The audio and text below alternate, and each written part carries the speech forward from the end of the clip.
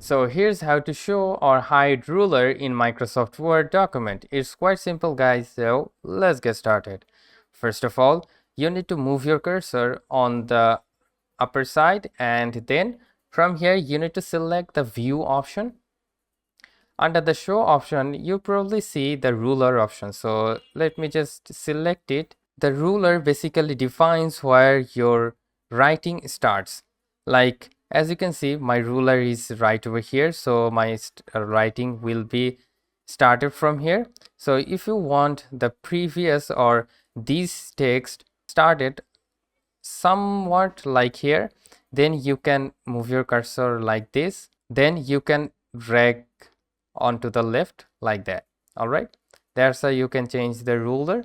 And also, if you don't want the previous writing to move on to the left but the recent writing on the left, then you can do that like this.